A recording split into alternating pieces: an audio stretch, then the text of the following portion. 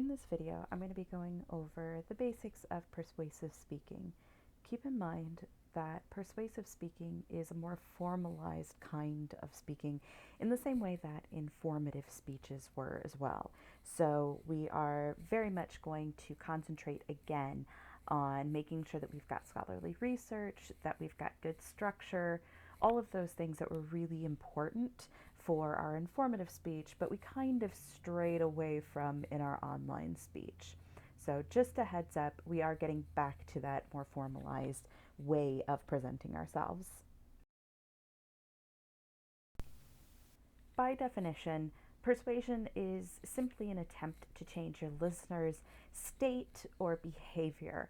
And this is where it becomes really important to figure out what kind of persuasion and what sort of thing you are trying to change with us. Are you wanting us to change a behavior? Are you wanting us to change an attitude towards something? Are you wanting to change our viewpoint on something? At the end of the day, persuasion is trying to change what we feel about it.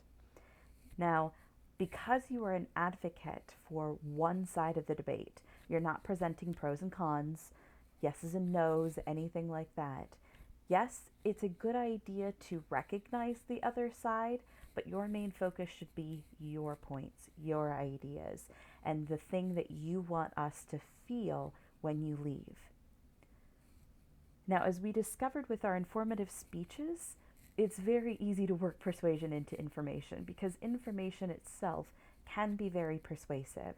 So you're still thinking of yourself as a kind of teacher, just a teacher that is attempting to get us to change by the end of our speech.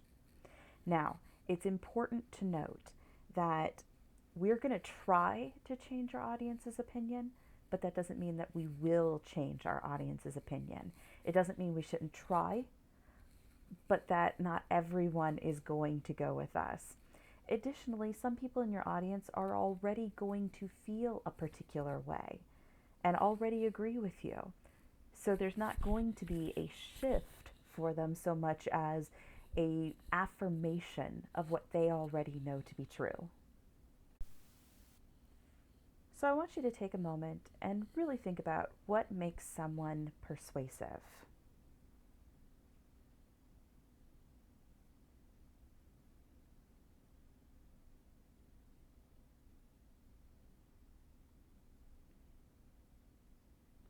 Likely you're thinking about situations where you've tried to change someone's opinion on something. Maybe it was when you were talking to your parents about your feelings on politics, for instance, or you were trying to convince a friend that the Oreo really is a better cookie than Chips Ahoy, for instance.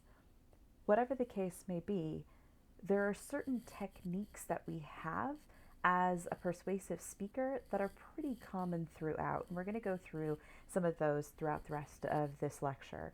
But think about the things that you already identify as having strong persuasive technique. For me, it's things like passion. If I don't hear passion in your voice, if you're not willing to fight, and I'm not saying fight like aggressively, it has to be this, but passion, I'm excited about this, I'm enthusiastic about this, then that right there kind of feels like if you're not excited about your topic, why should I change my opinion on this topic? So that's one of the things for me in particular that's a huge thing that I listen for with persuasive speakers. So think about the things that you really listen for. When coming up with a topic for your persuasive speech, there's a couple of different ways that you can think about what sort of topics you might approach. One of the first is to kind of poll your audience, because you don't want a speech that everyone agrees with. The example of drinking and driving, as we have discussed in class before. Most of the class, if not all of the class, your audience, is going to agree with you. Drinking and driving is bad.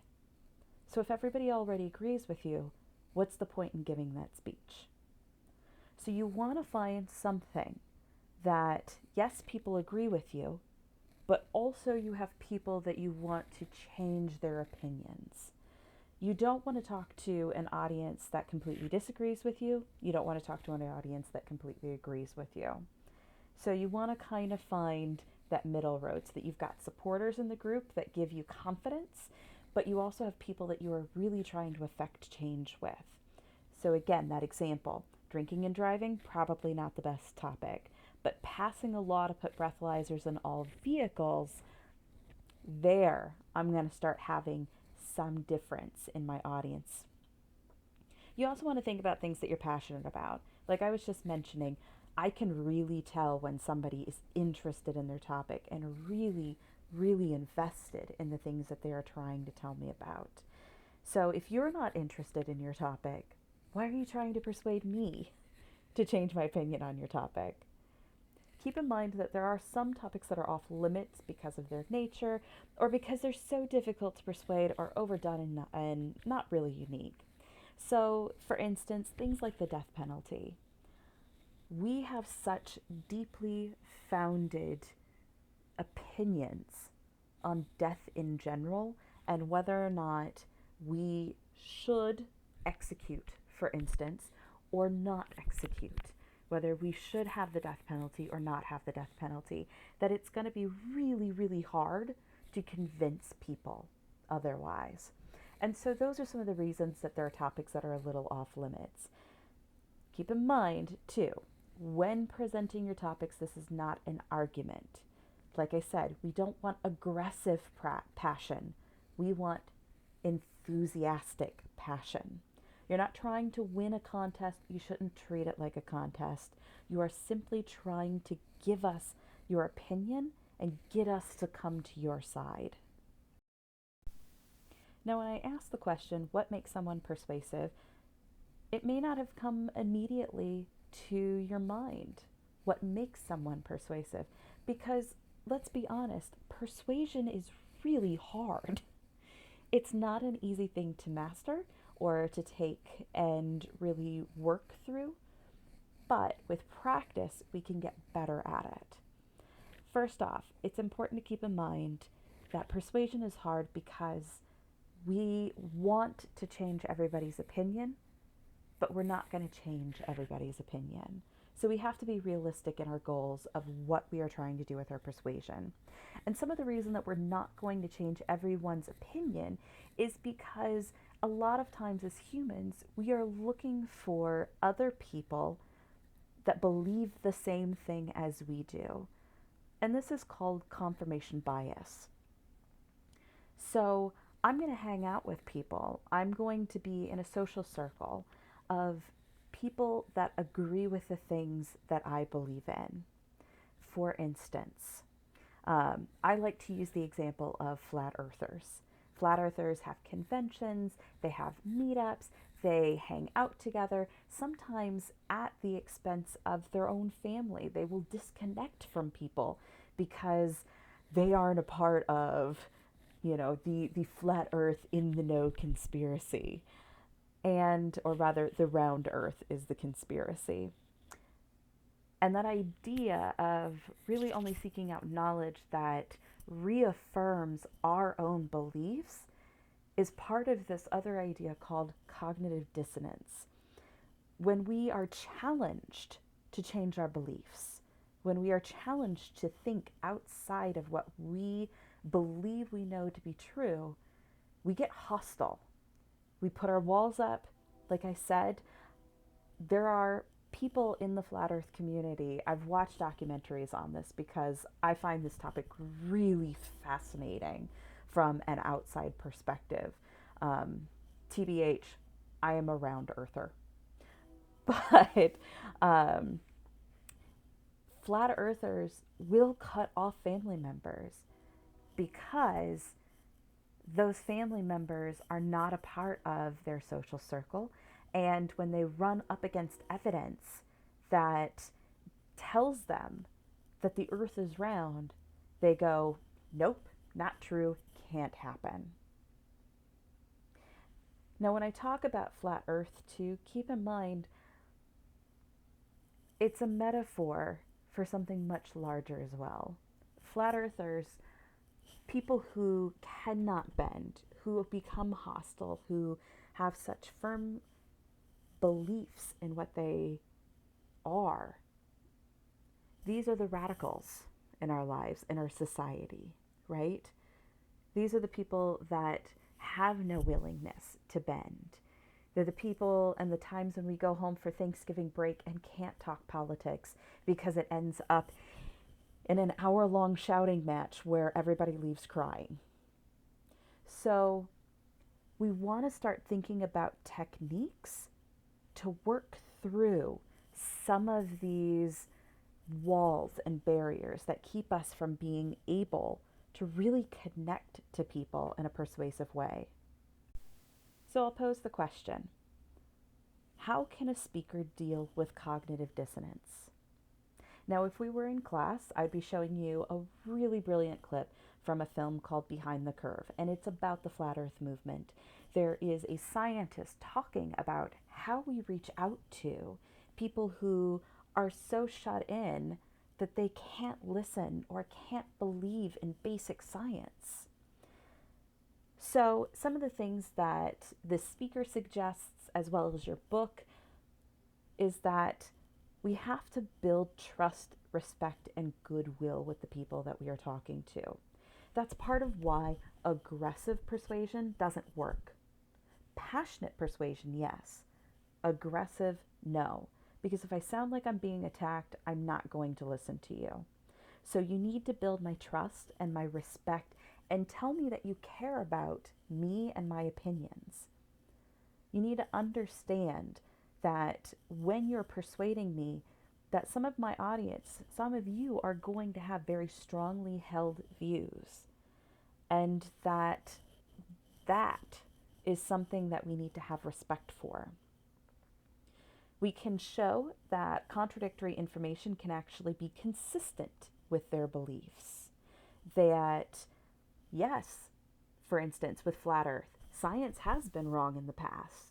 We are constantly evolving our understanding of science, just in the same way that we understood the Earth to be flat at one point, but science has given us and changed our opinions of it, and we now understand it to be round.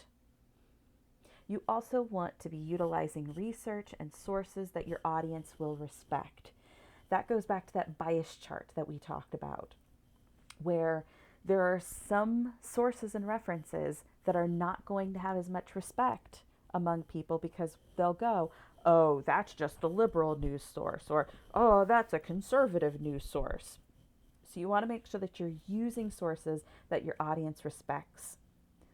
Also, think through ethos, logos, and pathos, right? Establishing your credibility, making sure that you have a cogent argument. And we'll talk a little bit more about pathos, that idea of an emotional appeal, which takes me to my last point. Have empathy for those that you're talking to. There's nothing wrong with saying, I understand, or I was in the same place as you, or I understand why you might feel the way that you do. Empathize with your audience. Tell them that you know what they're going through. That's part of that establishing trust, respect, and goodwill.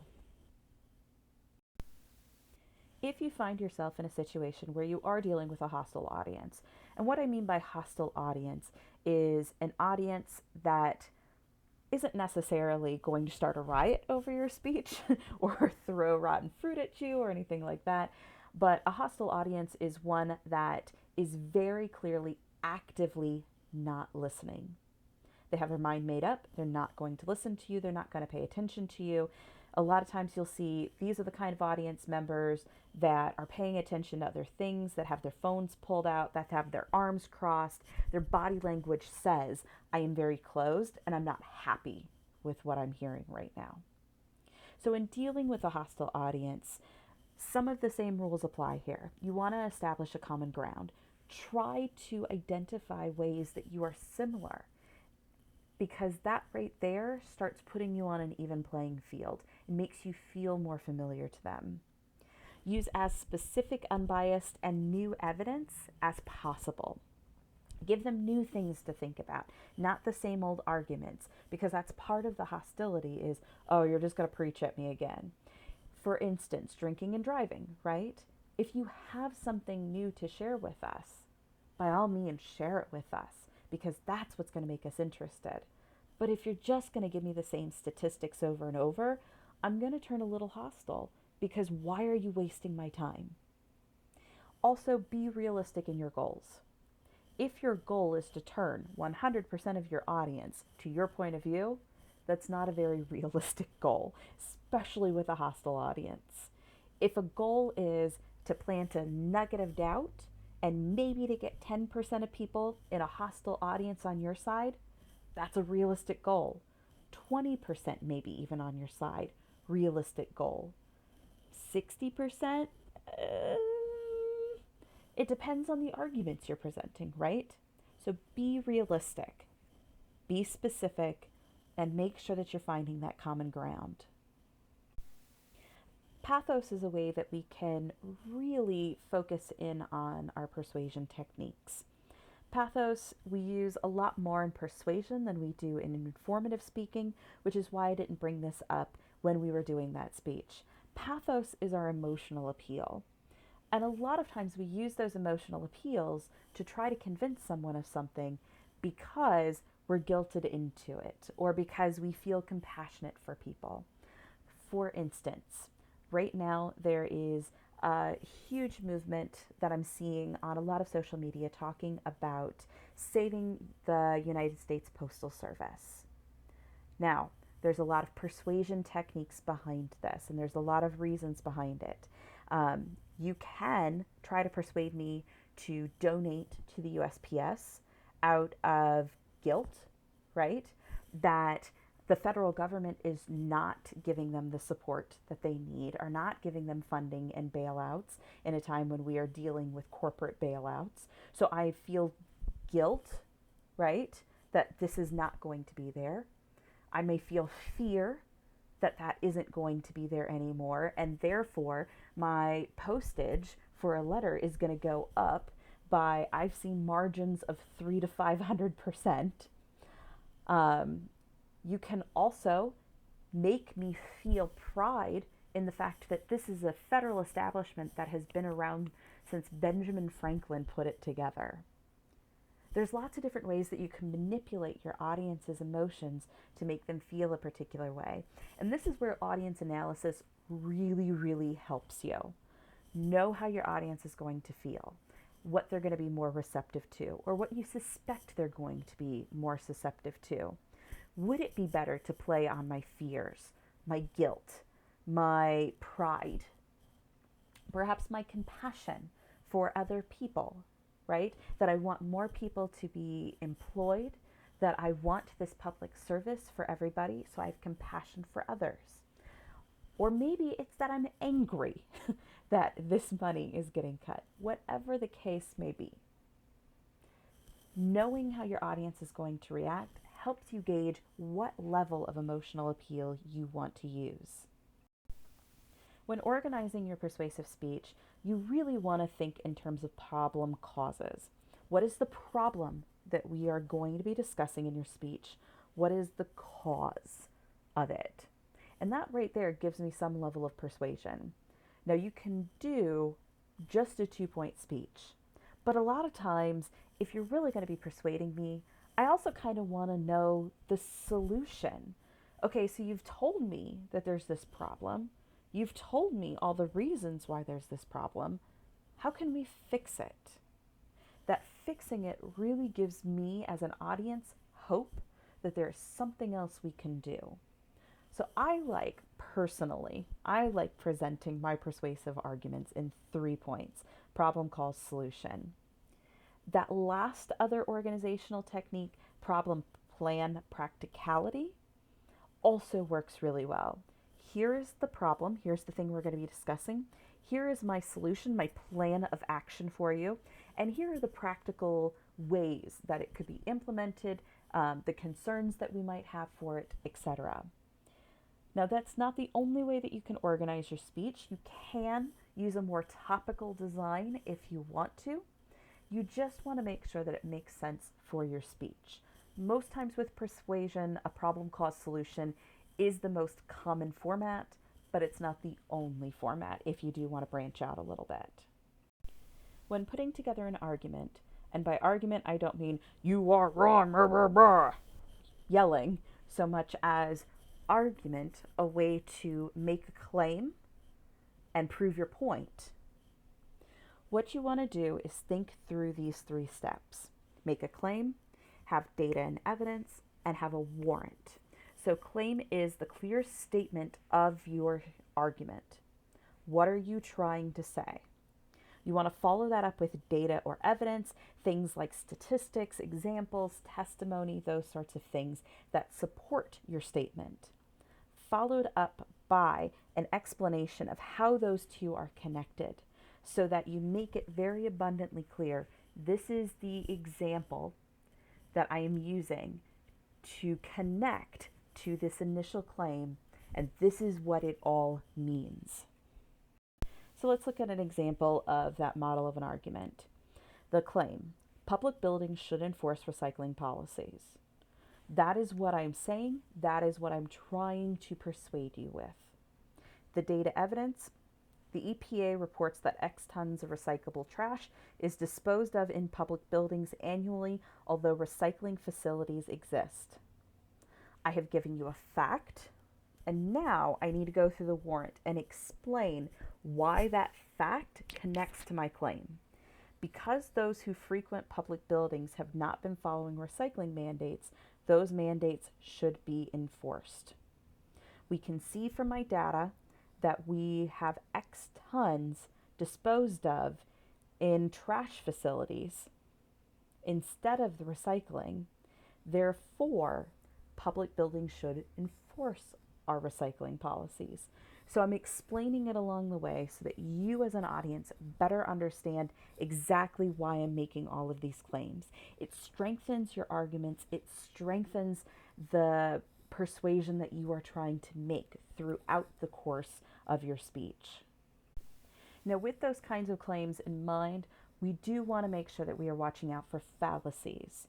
Fallacies are claims, ideas that don't quite hold merit. So here are some examples of things. The first bullet. Why should we be worried about endangered animal species when thousands of people are killed in car accidents each year? That right there is a fallacy.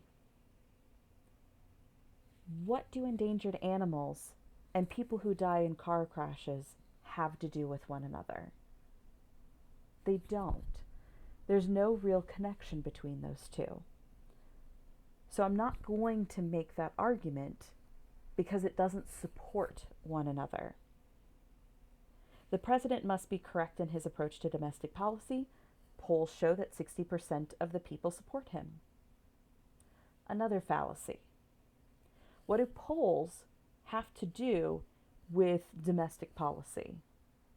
The way that people feel about a president, favorable or unfavorable, has nothing to do with the way that they implement their domestic policy. So again, a false correlation here. Just because we have one thing doesn't mean that it's connected to another. The last example. After the nuclear power plant began operations in our area, my dog started going bald. That plant contaminated my dog. This is another example of a fallacy where we're falsely correlating with something, where we're assuming that the nuclear plant had anything to do with our dog. And it may not. There is no evidence to back it up. It is just speculation. Now, if a study has been done with that particular power plant and on your particular dog, then you can make the claim. But until then, it's just speculation. You want to avoid things like that. Things like an ad hominem attack, an attack on somebody's character and person as a way to try to persuade us not to pay attention to them. That's a fallacy. Or to give us facts about this one other thing and slowly slip in your other idea. That's a red herring fallacy. There's lots of different fallacy types that exist out there. The main thing is just make sure that you're keeping on task and on target, that you're focusing on the things that are important, and that you're not bringing in outside facts for the sake of bringing in outside facts. Stick to what you know, stick to what works for your claims, your warrants, your evidence, and make sure that you're explaining it well and thoroughly and that you're thinking through all of those arguments. All right, and that concludes our lecture on persuasive speaking. I hope you all learned something and have some new ways of approaching persuasive speaking.